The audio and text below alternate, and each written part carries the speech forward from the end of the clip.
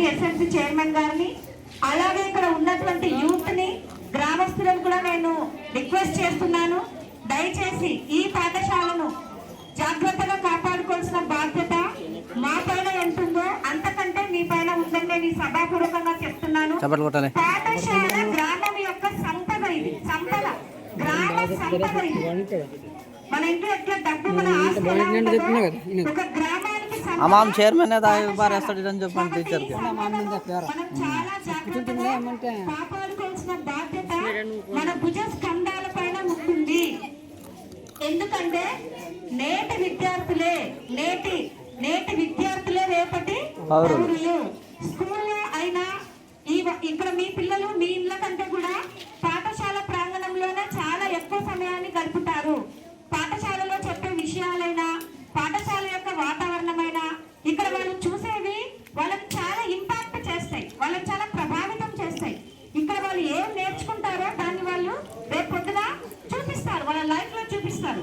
కాబట్టి మనం ఇక్కడ పాఠశాలని చాలా జాగ్రత్తగా కాపాడుకోవాల్సిన బాధ్యత మనకు ఉంది. 1000 మాటలు మాట్లాడే కంటే ఒక ప్రవర్తన అన్నది చాలా చాలా వెరీ వెరీ ఇంపార్టెంట్. కాబట్టి ఈ పాఠశాల వాతావరణాన్ని జాగ్రత్తగా కాపాడుకోవాల్సిన బాధ్యత మా పైన ఉంది, మీ పైన, మనందరి పైన ఉంది. కాబట్టి ఇలాంటి అసాంఘికమైనవి జరగకుండా చూసుకోవాలని నేను రిక్వెస్ట్ చేస్తున్నాను.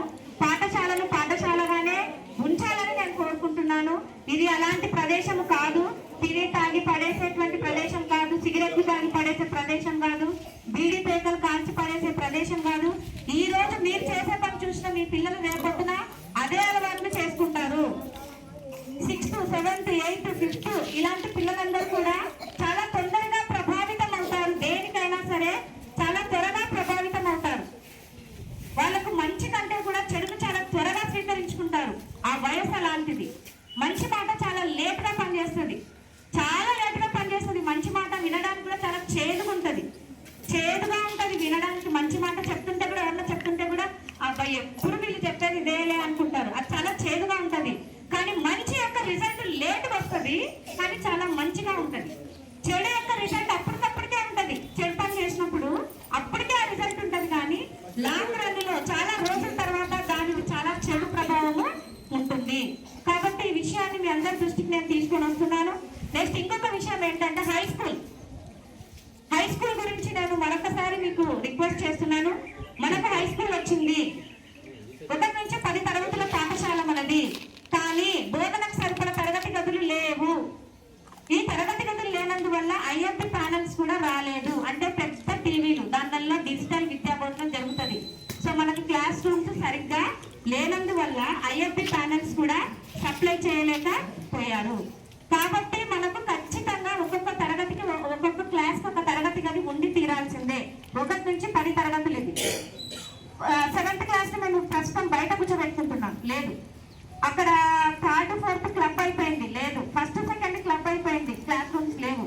నేను రిక్వెస్ట్ చేసేది ఏంటంటే, గవర్నమెంట్ మనకి ఫండ్స్ ఇచ్చినప్పుడే మీరు హై స్కూల్ కు స్థలం చూపించండి అని గవర్నమెంట్ చెప్పింది, చింతనకల్ గ్రామంలో చెప్పింది.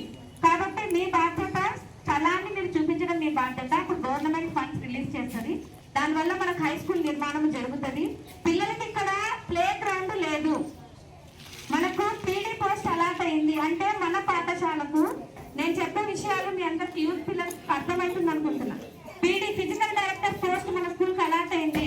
పీఈటీ మాస్టర్ వస్తారు, వచ్చినప్పుడు పీఈటీ మాస్టర్ కి ఆడిపించడానికి స్థలం లేదు ఇక్కడ. సో ఈ గేమ్స్ అనేవి మండల స్థాయి, జిల్లా స్థాయి, రాష్ట్ర స్థాయికి పోయినప్పుడు మన పిల్లలకు సర్టిఫికేట్స్ వస్తే రేపొచ్చిన ఉద్యోగాలకు వాళ్ళకు అవకాశము వస్తుంది. కాబట్టి మన పిల్లల భవిష్యత్తు మీరు ఇచ్చేటువంటి హై స్కూల్ ప్లేస్ పైననే ఆధారపడి ఉందని నేను ఖచ్చితంగా చెప్తా. మీరు హై స్కూల్ కి ప్లేస్ ఇవ్వనంత వరకు మీ పిల్లలు ఇట్లనే ఉంటారు. వాళ్ళల్లో క్రీడలు ఉండవు, స్పోర్ట్స్ ఉండవు, సరిగ్గా ఐఎఫ్బి ప్యానల్స్ పెట్టడానికి లేదు, క్లాస్ రూమ్స్ లేవు. కాబట్టి ఈ విషయాన్ని మీరు కొంచెం శ్రద్ధ తీసుకొని గ్రామస్తులంతా చర్చించుకొని మీరు ఖచ్చితంగా ఒక పాఠశాల నిర్మాణానికి కావాల్సినటువంటి ఒక స్థలాన్ని మాకు కనుక చూపించగలిగితే మేము దాన్ని ప్రొసీడ్ చేసుకుంటాము. మేము పాఠశాల నిర్మాణానికి చేయవలసినటువంటి కృషిని 100కి 100% చేస్తాం. మేము శక్తి కాదు, శక్తికి మించి చేస్తాం. బ్యాట్ ఎంత 3కి వచ్చింది ఎమ్మెల్యే మీరు మాకు స్థలం ఒక్కటే చూపించాలి చాలు.